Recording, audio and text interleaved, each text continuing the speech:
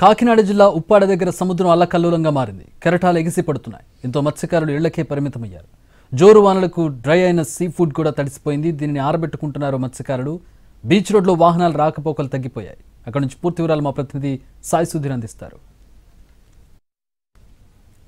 తుఫాన్ ప్రభావానికి కాకినాడ జిల్లా వ్యాప్తంగా విస్తారంగా వర్షాలు కురుస్తున్నాయి. సముద్రం అల్లకల్లోలంగా మారిన పరిస్థితి. అంటే ఎగువ ప్రాంతాల్లో కురుస్తున్న భారీ వర్షాలకు వరద నీరు రూపంలో సముద్రంలోకి భారీగా వరద నీరు వచ్చేస్తుంది. దానికి సంబంధించి కూడా ఇప్పటికే మత్స్యకారులు వేట నిషేధం చేశారు. దానికి అనుగుణంగానే మత్స్యశాఖ అధికారులు ఎక్కడ వేటకు వెళ్ళొద్దని మత్స్యకారులకు వేటకు వెళ్ళొద్దని ఆదేశాలు ఇచ్చారు.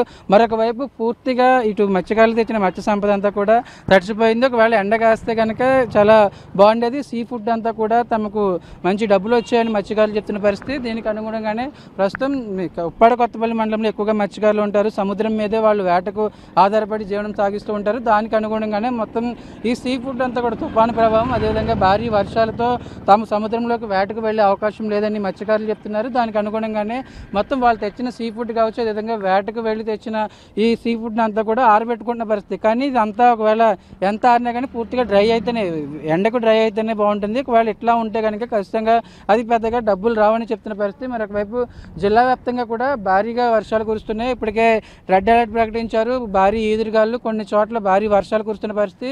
ఇటు పంపా రిజర్వాయర్కి కావచ్చు, అదేవిధంగా మరొకవైపు ఏలేరు రిజర్వాయర్కి కావచ్చు. ఎగువ ప్రాంతాల నుంచి ఎక్కువగా అల్లూరు జిల్లాలోని ఎగువ ప్రాంతాల నుంచి భారీగా వరద నీరు వచ్చి చేరుతుంది.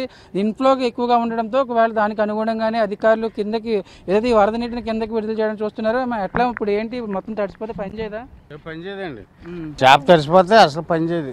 పురిగెట్టడం, పాడైపోవడం, చేప అలాగే ఉంటుంది. వర్షం వస్తే దేనికి పని చేయదు. తర్వాత ఎండగాసిన పని చేయదా? ఎండగాస్తే బాగుంటుంది. తర్వాత పని చేయదు ఇక.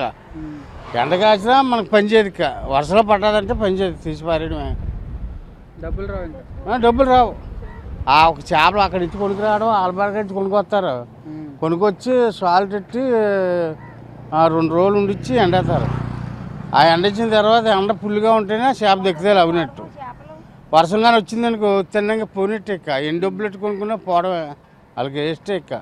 ఇది మత్స్యకారులు చెప్తున్న పరిస్థితి. తాము తెచ్చుకున్న ఈ చేపల్ని ఎలాగైనా డ్రైవ్ చేయాలని ప్రయత్నాలు చేస్తున్నారు. మరొకవైపు తుఫాను, అదేవిధంగా తుఫానుకు సంబంధించిన భారీ వర్షాలు కురవడంతో ఇప్పటికే జిల్లాలోని స్కూల్స్, కాలేజెస్ సెలవు ఇచ్చిన పరిస్థితి. మరొకవైపు సముద్రంలోకి ఎగువ ప్రాంతాల నుంచి భారీగా వరద నీరు. వర్షాలు ఒకవైపు వర్షాలు కురవడం, రోజులో ప్రతి ఏదో టైంలో వర్షాలు కురవడం, మరొకవైపు